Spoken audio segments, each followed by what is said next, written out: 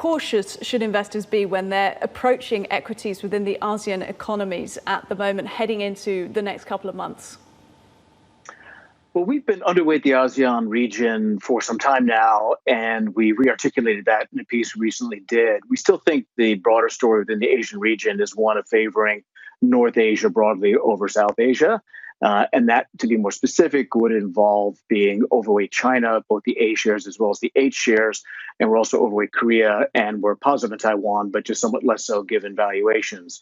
The bigger story here really is one of a significant compositional shift in indices towards a greater emphasis on technology and so-called digital economy stocks. That is much, much more prevalent in China and North Asia than, unfortunately, it is in ASEAN, where the index representation is still very heavily weighted towards banks. In the current environment of low interest rates, that basically is something which does not favor banks, but the environment of low rates, as well as this accelerated shift towards adoption of digital delivery of goods and services, is something which is favoring North Asia to a greater degree. So unfortunately, we still think that ASEAN is going to be a laggard within the overall region. Fair enough. Timothy, good morning. Tanveer joining in this conversation. As an equity strategist, what are some of the top ideas that you're discussing with clients right now, especially at a time when the debate is heating up between value and growth?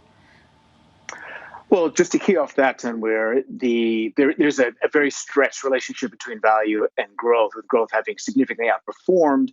And as a consequence of that, even with higher growth of the underlying earnings, the valuation disparity between value and growth has widened to extreme levels in the favor of growth. Now, to be clear, our preference has been and remains structurally and strategically for the growth theme. Quite simply, investors come to emerging markets really for the underlying growth story. Occasionally, they tilt back towards value. If you look over, say, the past 10 or 15 years, there are periodic instances ranging from anywhere from 1 to, say, 6 months where value will outperform. But over the longer run, the money really has been made in the growth theme.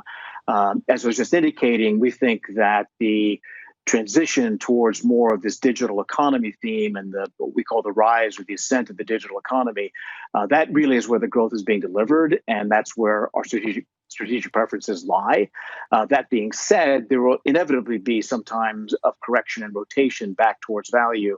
We think there could be a tactical rotation in that regard that could be coming up, especially if investors become more confidence about the recovery in economies. Typically, when that happens and economic cycle rebounds, you tend to get a shift away from growth, which had been in scarcer supply during recessionary conditions, back towards value. So the bottom line here is we think there could be a tactical shift towards more what we call the value cyclicals, but strategically we would still keep with the growth theme.